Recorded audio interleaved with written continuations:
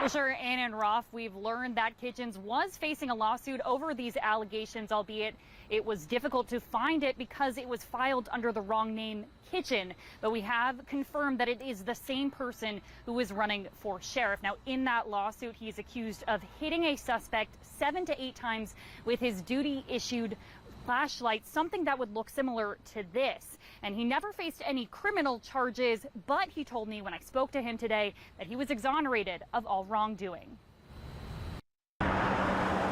The chase happened on September 2nd, 1995 on Johns Island in the area of Main and Humbert Roads. It began when deputies say they saw the people inside openly drinking beer. James Singleton was riding in the backseat and jumped out of the car when it stopped, running into the wooded area with the driver, followed then by 2 deputies, including Greg Kitchens. Kitchens wrote in his arrest report that Singleton hit him in the chest and refused to comply with orders. But according to the suit he faced 2 years later, Lieutenant Chevy Harris says he saw Kitchens repeatedly striking him, and before each strike he would scream, "Lay down," to Singleton, who was on his knees, quote, "not struggling."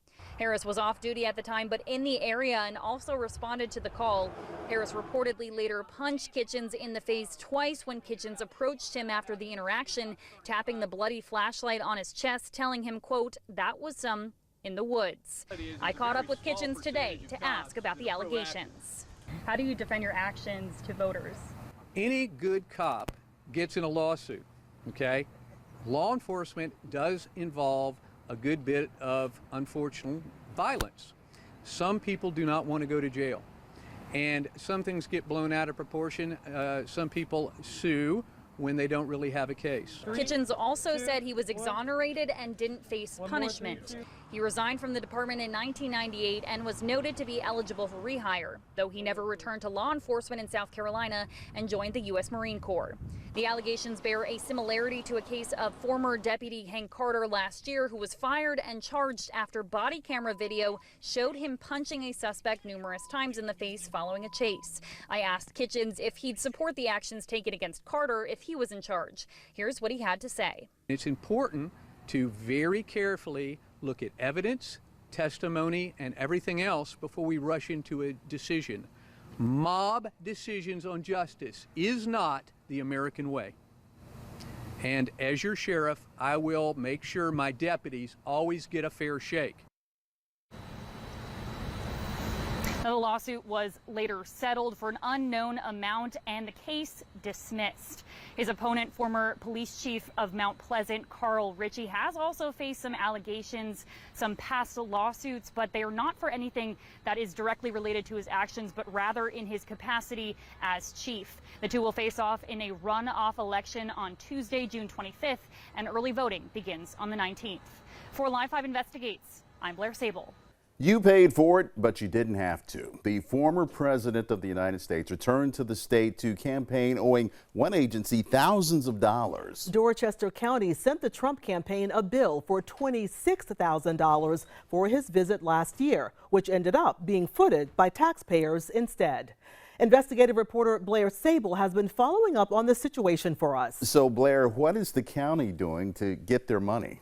Well, Roth, it's unclear if anything has been done because both county administrators and county council members have stayed silent on this issue. So in order to pull back the curtain, I had to file a request for internal emails, which raise questions about how the county handled this situation. You got to pay your bills. That's former President Donald Trump talking about members of the North American Treaty Alliance at a rally in Conway this month. But several reports indicate that historically he hasn't paid his own. In fact, in 2019, the nonprofit outlet the Center for Public Integrity tracked 10 unpaid bills sent to the Trump campaign by municipal governments totaling $841,000. In helping to coordinate emergency services with Secret Service for a Trump rally last year, Dorchester County ran up significant costs of more than $26,000. That includes payments for 79 employees, McAllister Deli box lunches, and almost $50 of ice. Internal emails show as dedicated supporters began showing up to Sportsman Boats in Somerville on September 25th, that's when the first on-the-record discussions in the county began about the payment. Just before 11 a.m., Councilman David Chinnis asked, to whom do we send a bill for this mobilization? County Administrator Jason Ward responded, "We are capturing the costs for this event and can seek reimbursement from his campaign." And Councilwoman Rita Mae Rank chimed in saying, quote, "Send the bill to Trump. Staff is doing an amazing job." Months later, the bill's overdue, and multiple on-camera interview requests about it denied. We attended a county council meeting to finally get some answers. Can you explain what the thought process was behind sending that invoice? I can't. Why not? I have no comment. Have you tried to follow up with the campaign to get any payment on that bill? No comment. Thank you. If it gets paid, that'll be fantastic. When it gets paid, it'll be fantastic. I'd like to see you guys report. Well, it's been 4 months. Do you think it's going to get paid at this point? Couldn't tell you. I'm not part of the Trump campaign. Haven't been. Really, the most egregious thing is they did not do this with any transparency. Chair of the Dorchester County Democratic Party, Richard Hayes, says it was the right decision to send an invoice, but questions how it was done. They pay for security in advance for their events. Do you think it's fair that the Trump campaign hasn't paid at this point? Absolutely not. Of course it's not fair, and I know the county probably got just caught flat-footed with Trump not paying this bill. It's unfortunate. But that doesn't mean the taxpayers should fund this bill. 9 days after the rally, Deputy County Administrator Daniel Prentice informed staff and council that for consistency with other special events, they'd be sending the bill that week. But Councilman Jay Byers criticized the decision and questioned if there was any policy in the first place. This should have been handled and discussed prior to the event and handled privately if a bill was to be expected. He wrote in an email on October 5th, "Whether you love or hate the man, we had a former president of the United States in our county, and we send them a public bill for the trouble. The optics are less than stellar for us." A Dorchester County spokesperson says their overtime budget covered the costs and didn't impact operations. But Hayes says this should have never fallen on the people who live in the county, period. Why doesn't the South Carolina Republican Party or Dorchester County Republican Party pay the bill? That would be the right thing to do, not make the taxpayers pay Trump's security costs. That's crazy. And we have not heard back from Trump's campaign about whether they plan on paying up. So does the former president have to pay these bills? Well, according to the Federal Election Commission, while campaigns can use their money to reimburse governments for security costs, there is no specific regulation that mandates this. For Live 5 Investigates, I'm Blair Sable. I took the findings from the April 8th inspection of Williamsburg Recycling to Charleston Water System, one of the facility's main clients. Turns out Williamsburg Recycling is supposed to tell them when they're in non-compliance immediately. Instead, they found out from us. And now they're taking action, sending this letter warning the facility that they'd end their contract 2 years early if they don't fix all of the problems that DHEC found on site. The business is appealing the findings of that inspection, but effective immediately, Charleston Water has limited its sludge deliveries to 1 truckload a day.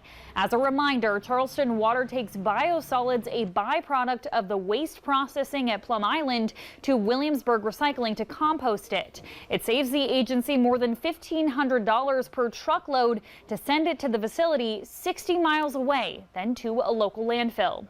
Suzanne Conway, the owner, said in a statement, in part, "We do not agree that Williamsburg Recycling is non-compliant with its permit or that its compliance with the stormwater permit is unsatisfactory. While we understand Charleston Water System's concerns based on DHEC's reports, we dispute the statements made in those reports." The business is also not in good financial shape at this point. It's currently defending itself from a foreclosure notice by Touchmark National Bank for failure to make payments on a $2.1 million loan. Now, the business blames DHEC's overbearing actions for why it can't expand the business and pay its debts. We are finally seeing the video of the incident that led to criminal charges against the Charleston County deputy and his termination from the force. Body camera footage shows Hank Carter assaulting a suspect to the point he lost consciousness after a pursuit. Now, this may be the first time the public has gotten a look at this video, but as investigative reporter Blair Sable tells us, it's been circulating inside of the department, and Blair joins us now. Yeah, Anna and Roth, I requested an email that was sent department-wide last month about the incident and received it today. Captain Scott Eubanks with the Office of Professional Standards sent it on November 16th, detailing how the video of the incident had been shared by supervisors within the department with other supervisors and subordinates. Now, Eubanks warned in this email that employees viewing or sharing the video of the incident would result in disciplinary action. Now, we're going to show you a bit of this body camera footage and a warning to our viewers out there. The video you're about to see is graphic. Now, it's about 20 minutes long, and we're going to play it right now. You can see Carter is running after Rashad Duncan, instantly goes and begins hitting him in the face multiple times. Rashad Duncan was on his knees when Carter approached him. So he also is asking him if he has gotten a gun. There were also disputing allegations in this video whether or not Carter had used a racial slur when addressing Duncan during this interaction. It took place on Saturday, October 21. Now he's asking him what he was reaching for in his waistband. Here's what else Carter had to say to Duncan after putting him in handcuffs. I think you slick.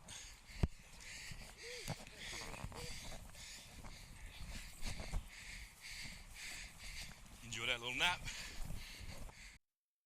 You just heard was evidence that Carter knew he had knocked Duncan out during their arrest. Duncan had told SLED that he had lost consciousness during this interaction. Now, Duncan later tells Carter during this video that they know each other personally. We've also learned that Carter's supervisor, Timothy Carroll, was demoted for his part in reviewing and reporting the footage. 19 days passed before the sheriff's office terminated Carter. And Sheriff Kristen Graziano released a taped statement today. Here's what she had to say. We provide our professionals the tools and training to be successful, and I'm their biggest advocate. But ultimately, it's our deputies' responsibilities to act appropriately and within the bounds of that training. We are responsible for who works at our agency and who represents us in this community. Our agency and law enforcement in general has no tolerance, zero tolerance for the kind of behavior that was witnessed on that body camera, and we believe immediate and appropriate action was taken as a result of it. All right, Blair, now that former Charleston County deputy now facing multiple charges in connection to the chase that you just saw. These are the first criminal charges he's faced, but it's not the first time he's been in trouble. Blair, what were you able to find out about his past? Well, sure. We also got Hank Carter's personnel file, and he was no stranger to internal affairs during his time in law enforcement. He was suspended a total of 5 times, the most serious of which actually resulted in 7 working days without pay in 2018 and his removal from the SWAT team. At the time, Carter was working for the Charleston County Sheriff's Office. The Office of Professional Standards learned that he had pointed his personal gun at another deputy while they were off duty celebrating his birthday at the Charleston Sports and Social Club in West Ashley. After an investigation, supervisors found him to be in violation of the agency's unbecoming conduct policy, the same one eventually cited in his most recent termination. Carter is noted to have said it was a stupid and tasteless thing to do and had apologized to the deputy. Although you attempted to explain the incident as a joke, the egregious nature of this event is particularly concerning, especially with respect to your use of sound judgment, a captain wrote. Carter has also faced numerous reprimands and letters of instruction related to fast pursuits, like when he clocked more than 100 miles an hour chasing a suspect through a construction zone. He was also disciplined for rolling through stop signs without clearing intersections properly and failing to activate his body-worn camera multiple times. A Guardian tracking system implemented in late 2019 flagged him for 8 use-of-force incidents in the previous year, but after a review by supervisors, no continuing pattern of improper behavior was found. Supervisors have also noted more than once inappropriate use of profanity by Carter while on the job. Carter also worked for the Charleston Police Department, where he resigned amid an investigation into a heated interaction between him and minors caught on camera and shared on social media.